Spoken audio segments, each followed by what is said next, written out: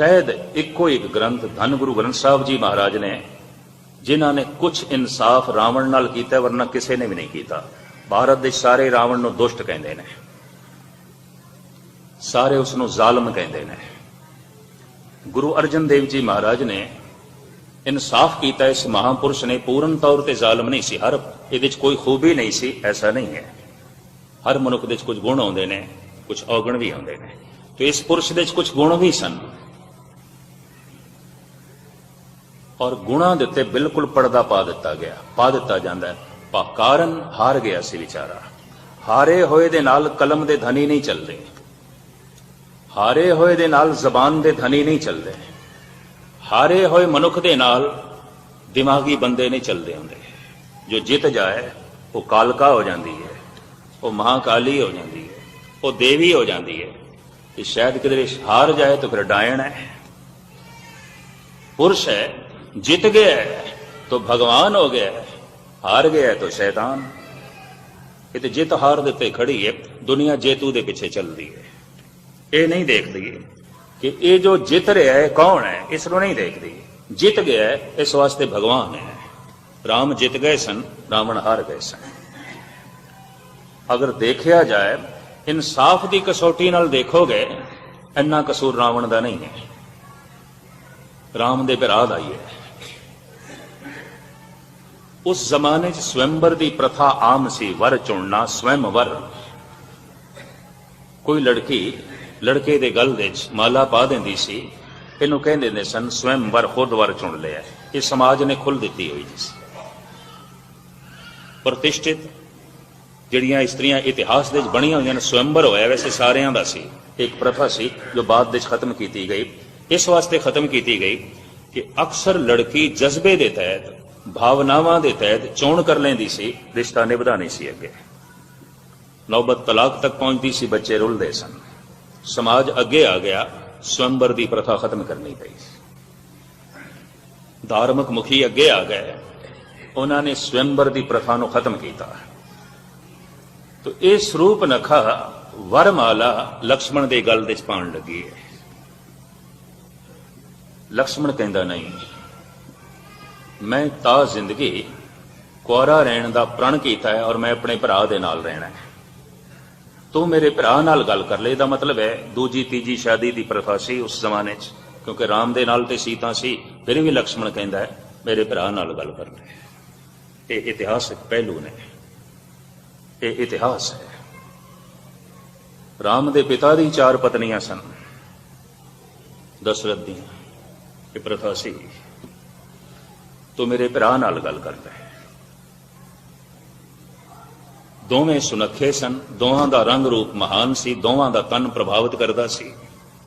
दोवें सुशील सन, दोवें गुणवान सन और दोवें ऋषि विशिष्ट तो धर्म की शिक्षा पढ़े हुए सन। राम कोल चली गई। राम ने भेजा नहीं, मेरे नाल मेरी पत्नी है तो मेरे भरा नाल गल कर ले।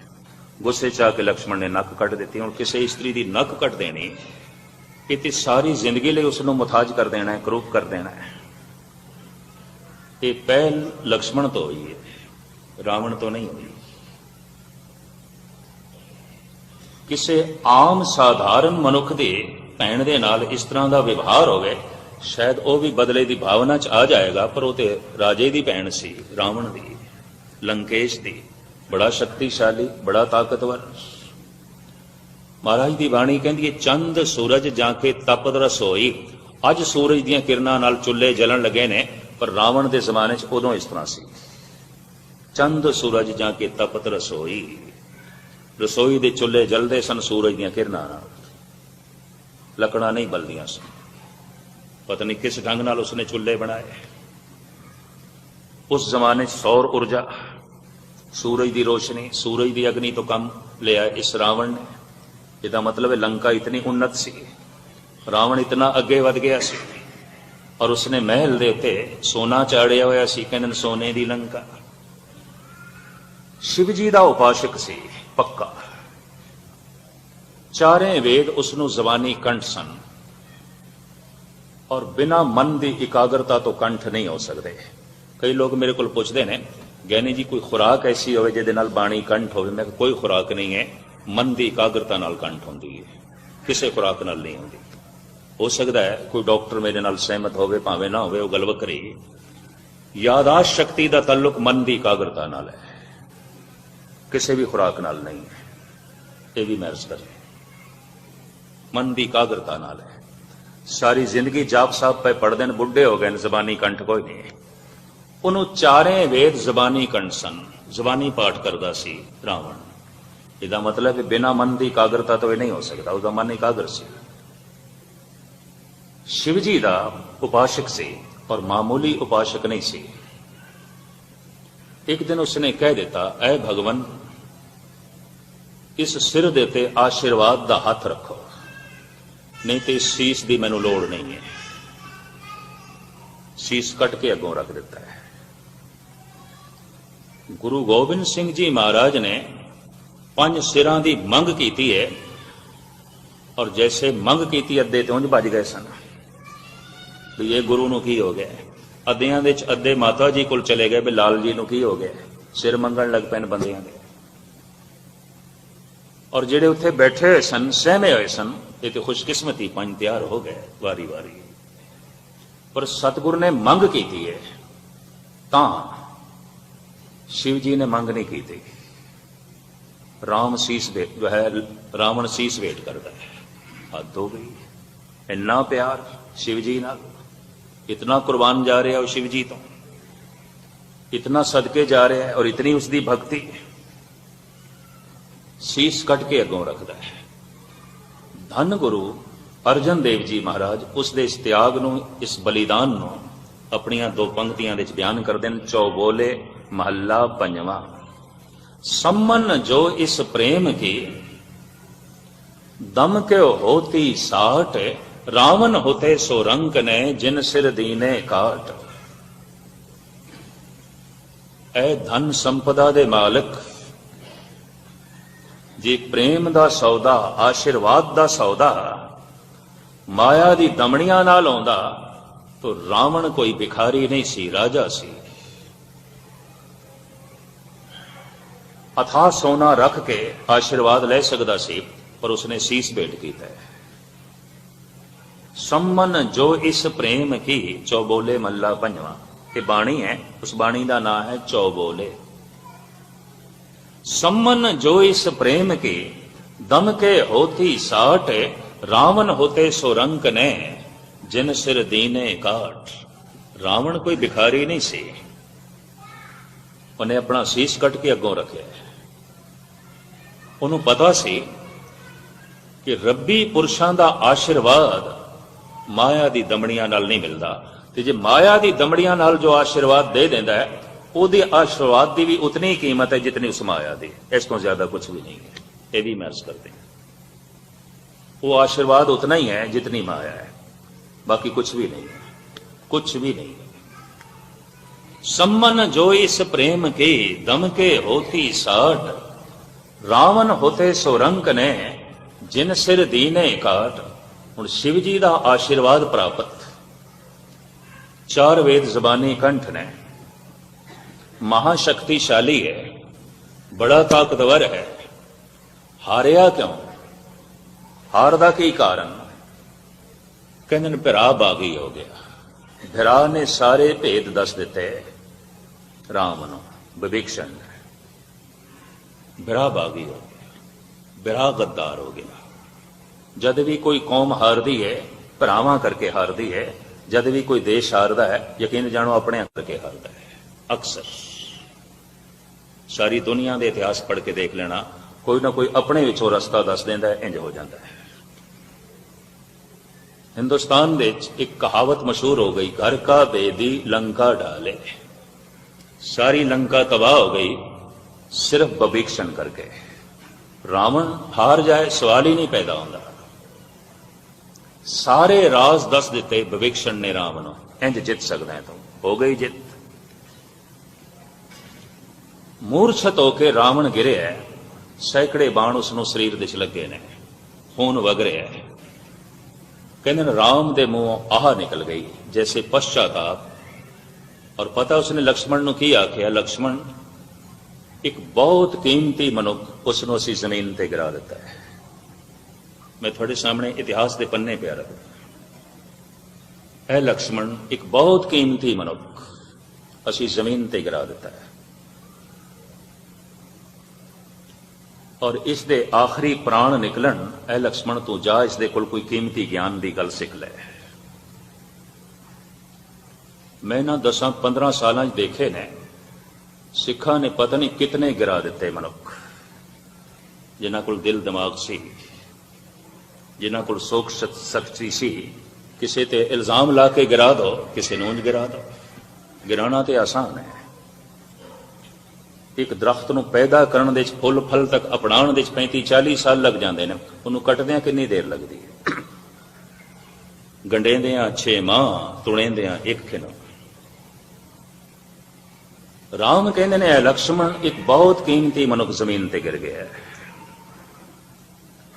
और ये वाकई खाक दे खाक हो जाए इस तो पहले इहदे तन दे जो चानना है, जो प्रकाश है, जो नूर है, जा तू भज के जा इहदे कोल लै।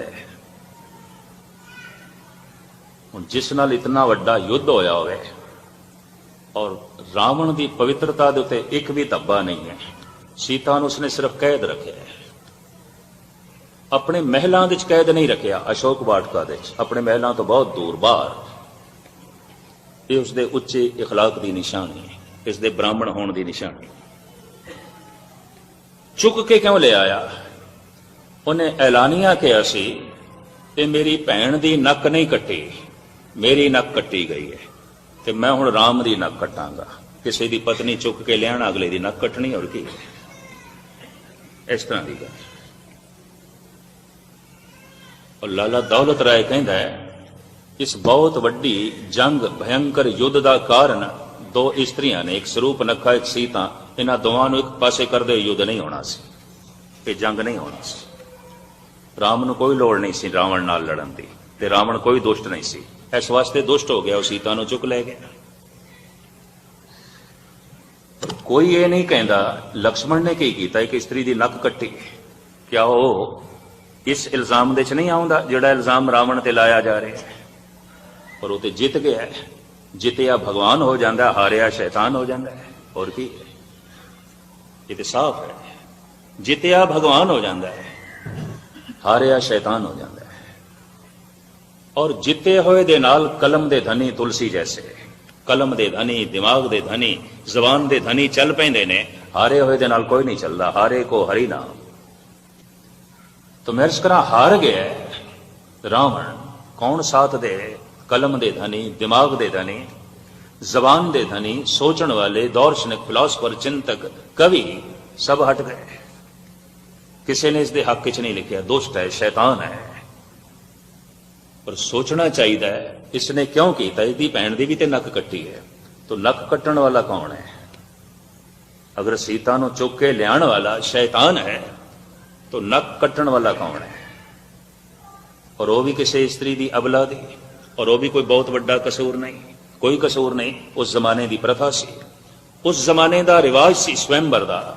वो तो वरमाला पहनाण लगी, उसकी नक कट लेगी।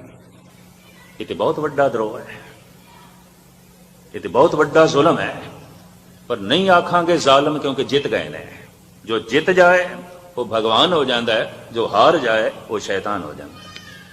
एक सही है, जेड़े गुण राम दे च ने उतने गुण रावण दे च भी ने। धार्मिक है राम, धार्मिक है रावण। विशिष्ट कोल पढ़े ने राम, पाठी ने अच्छे, नाम जपण वाले ने, रसिक ने, ईश्वर नूं मनण वाले ने, पर यह भी नास्तिक नहीं है। शिव जी का उपासक है, चारे वेद उसनूं जबानी कंठ ने। धार्मिक तौर पर दोहां का कोई मतभेद भी नहीं, घरेलू झगड़ा है, यह भी मैं अर्ज करते हैं। 2 इस्त्रियां ने एक पासे करते हुए जंग नहीं होनी सी, लाला दौलत राय ने ऐसा ही लिखे है। तो खैर मुख्तसर मैं अर्ज करा, राम कहते ने ऐ लक्ष्मण बड़ा कीमती मनुख जा रहा है, गिर गया। असी जिस इंसान को जमीन ते गिराया है, ये मामूली पद्धर का नहीं है, बहुत महान इंसान है। जा इसके प्राण निकलन, इस तो पहले इसकी कुछ महानता अपनी झोली च पा ले, तू भज के जा। ਲਕਸ਼ਮਣ ਗਿਆ। ਰਾਮ ਜਿੱਥੇ ਨਿਰਮਾਣਤਾ ਦੀ ਮੂਰਤੀ ਸਨ, ਹਲੇਮ ਸਨ, ਉੱਥੇ ਲਕਸ਼ਮਣ ਦੀ ਤਬੀਅਤ ਬਿਲਕੁਲ ਇਸ ਤੋਂ ਉਲਟ ਸੀ, ਬਿਲਕੁਲ ਰਾਮ ਤੋਂ ਉਲਟ। ਉਹ ਜਿੱਥੇ ਸ਼ਾਂਤਮਈ ਸਨ, ਇਹ ਬਿਲਕੁਲ ਕ੍ਰੋਧੀ ਸੁਭਾਅ ਦੇ। ਉਹ ਜਿੱਥੇ ਦੂਰਦ੍ਰਿਸ਼ਟ ਸਨ, ਇਤਨੀ ਗੱਲ ਲਕਸ਼ਮਣ ਦੇ ਚ ਨਹੀਂ ਸੀ। ਇਹ ਵੀ ਮੈਂ ਅਰਜ਼ ਕਰਦੇ ਹਾਂ। ਸਿਰ ਦੇ ਭਾਰ ਖੜੇ ਹੋ ਗਏ ਤੇ ਕਹਿਣ ਲੱਗੇ, ਬ੍ਰਾਹਮਣ ਦੇਵਤਾ ਸੁਣਿਆ ਤੁਹਾਡੇ ਕੋਲ ਬੜਾ ਗਿਆਨ ਹੈ, ਬੜੀ ਸਮਝ ਹੈ, ਕੋਈ ਕੀਮਤੀ ਗੱਲ ਸਾਡੀ ਝੋਲੀ ਚ ਵੀ ਪਾਓ ਜੋ ਸਾਡੀ ਜ਼ਿੰਦਗੀ ਚ ਕੰਮ ਆਵੇ। ਅੱਖਾਂ ਖੋਲੀਆਂ ਨੇ ਇਸ ਤੜਪਦੇ ਹੋਏ ਰਾਵਣ ਨੇ, ਔਰ ਇੰਜ ਮੁਸਕਰਾਇਆ ਹੈ ਜਿਵੇਂ ਕਿਸੇ ਬੱਚੇ ਤੇ ਕਿਸੇ ਨਾਦਾਨ ਤੇ। ਅੱਖਾਂ ਮੀਟ ਲਈਆਂ, ਤੜਪ ਰਿਹਾ ਸੀ ਵਿਚਾਰਾ, ਪ੍ਰਾਣ ਨਿਕਲ ਰਹੇ ਸਨ, ਨਹੀਂ ਕੁਝ ਬੋਲਿਆ। ਲਕਸ਼ਮਣ ਵਾਪਸ ਆ ਗਿਆ, ਕਹਿੰਦਾ ਭਗਵਾਨ ਉਹ ਤੇ ਬੋਲਦਾ ਹੀ ਨਹੀਂ, ਤੇ ਜਦ ਬੋਲਦਾ ਹੀ ਨਹੀਂ ਉਹਦੇ ਕੋਲ ਕੀ ਗਿਆਨ ਲਈਏ। ਰਾਮ ਕਹਿੰਦੇ ਨੇ, ਪੁਰਖਾ ਤੇਰੇ ਕੋਲ ਉਹ ਵਸਫ ਨਹੀਂ ਹੈ ਗਿਆਨ ਲੈਣ ਦਾ। ਜਿਸ ਦੇ ਕੋਲ ਗਿਆਨ ਲਈਦਾ ਹੈ ਉਹਦੇ ਸਿਰ ਦੇ ਭਾਰ ਨਹੀਂ ਖੜੇ ਹੋਈਦਾ। ਜਾ ਉਸਦੇ ਕਦਮਾਂ ਦੇ ਚ ਖੜਾ ਹੋ ਤੇ ਹੱਥ ਜੋੜ ਕੇ ਗਿਆਨ ਦੀ ਮੰਗ ਕਰ। ਹੁਣ ਜਿਸ ਦੇ ਕਦਮਾਂ ਦੇ ਚ ਰਾਮ ਆਪਣੇ ਭਰਾ ਨੂੰ ਖੜਾ ਕਰਨਾ ਚਾਹੁੰਦੇ ਨੇ, ਯਕੀਨ ਜਾਣੋ ਮਨੁੱਖ ਕੋਈ ਮਾਮੂਲੀ ਪੱਧਰ ਦਾ ਨਹੀਂ ਹੋ ਸਕਦਾ, ਬੜਾ ਕੀਮਤੀ ਮਨੁੱਖ, ਵਕਤ ਦਾ ਕੀਮਤੀ ਇਨਸਾਨ ਹੈ। ਕਦਮਾਂ ਦੇ ਚ ਖੜਾ ਹੋਇਆ ਲਕਸ਼ਮਣ, ਔਰ ਕਹਿੰਦਾ ਹੱਥ ਜੋੜ ਕੇ, ਐ ਬ੍ਰਾਹਮਣ ਦੇਵਤਾ, ਜੋ ਜ਼ਿੰਦਗੀ ਦਾ ਕੀਮਤੀ ਅਨੁਭਵ ਹੈ ਇਸ ਆਖਰੀ ਸਮੇਂ ਸਾਡੀ ਝੋਲੀ ਚ ਪਾਓ। ਰਾਵਣ ਦੇ ਨੇਤਰ ਖੁੱਲੇ ਨੇ, ਬੋਲਿਆ, ਐ ਲਕਸ਼ਮਣ, ਹੁਣ ਤੈਨੂੰ ਲੈਣ ਦੀ ਢੰਗ ਆਇਆ ਹੈ, ਹੁਣ ਤੈਨੂੰ ਪ੍ਰਾਪਤ ਕਰਨ ਦਾ ਢੰਗ ਆਇਆ ਹੈ। ਸੁਣ, ਮਨੁੱਖ ਦੀ ਜ਼ਿੰਦਗੀ ਦੇ ਵਿੱਚ ਕੱਲ ਕਤਈ ਨਹੀਂ ਆਉਂਦਾ। ਜੋ ਜ਼ਰੂਰੀ ਕੰਮ ਹੋਵੇ ਉਸ ਨੂੰ ਹਮੇਸ਼ਾ ਹੀ ਅੱਜ ਕਰ ਲੈਣਾ ਚਾਹੀਦਾ ਹੈ, ਮੁਲਤਵੀ ਨਹੀਂ ਕਰਨਾ ਚਾਹੀਦਾ, ਕੱਲ ਤੇ ਨਹੀਂ ਸੁੱਟਣਾ ਚਾਹੀਦਾ, ਪੋਸਟਪੋਨ ਨਹੀਂ ਕਰਨਾ ਚਾਹੀਦਾ। ਮਨੁੱਖ ਅਕਸਰ ਜਦ ਚੰਗਿਆਈਆਂ ਨੂੰ ਕੱਲ ਤੇ ਸੁੱਟ ਦਿੰਦਾ ਹੈ, ਉਹਦੀ ਜ਼ਿੰਦਗੀ 'ਚ ਕਦੀ ਚੰਗਿਆਈ ਫਲੀਭੂਤ ਵੀ ਨਹੀਂ ਹੋ ਸਕਦੀ, ਨੇਕੀਆਂ ਫਲੀਭੂਤ ਵੀ ਨਹੀਂ ਹੋ ਸਕਦੀਆਂ। ਇਤਨਾ ਕੀਮਤੀ ਗਿਆਨ ਹੈ ਮਰਦਿਆਂ ਹੋਇਆਂ ਵੀ ਦੇ ਰਿਹਾ ਹੈ ਰਾਵਣ। ਹਿੰਦੁਸਤਾਨੀਆਂ ਦੇ ਅਚੇਤਨ ਮਨ ਦੇ 'ਚ ਅਹਿਸਾਸ ਹੈ, ਜਦ ਵੀ ਸਾਲ ਦੇ ਸਾਲ ਰਾਵਣ ਨੂੰ ਜਲਾਉਂਦੇ ਨੇ ਨਾ, ਉਸ ਤੋਂ ਪਹਿਲੇ ਉਹ ਜਿਹੜਾ ਸਰੂਪ ਬਣਾ ਕੇ ਲਿਆਂਦੇ ਨੇ ਨਾ ਰਾਮ ਤੇ ਲਕਸ਼ਮਣ ਦਾ, ਉਹ ਰਾਵਣ ਦੀ ਪਰਿਕਰਮਾ ਕਰਦਾ ਹੈ। ਸ਼ਾਇਦ ਤੁਹਾਡੇ 'ਚ ਕਿਸੇ ਨੇ ਦੇਖਿਆ ਹੋਵੇ, ਪਹਿਲੇ ਪਰਿਕਰਮਾ ਕਰਦੇ ਨੇ, ਸਜਦਾ ਕਰਦੇ ਨੇ, ਔਰ ਸਾਰਾ ਦਿਨ ਵੀ ਹਿੰਦੂ ਲੋਕ ਮੱਥਾ ਟੇਕਦੇ ਨੇ। ਭਈ ਹੱਦ ਹੋ ਗਈ, ਇੱਕ ਪਾਸੇ ਤੇ ਇਸ ਦਾ ਪੁਤਲਾ ਜਲਾਣਾ ਹੈ, ਇਹਦੀ ਬੇਇੱਜ਼ਤੀ ਕਰਨੀ ਹੈ, ਫਿਰ ਮੱਥਾ ਟੇਕਣ ਦਾ ਕੀ ਮਤਲਬ? ਕਿਉਂ ਮੱਥਾ ਟੇਕਦੇ ਹੋ? ਸਾਰਾ ਦਿਨ ਪਰਿਕਰਮਾ ਪੈ ਕਰਦੇ ਹੋ, ਸਾਰਾ ਦਿਨ ਮੱਥਾ ਪੈ ਟੇਕਦੇ ਹੋ।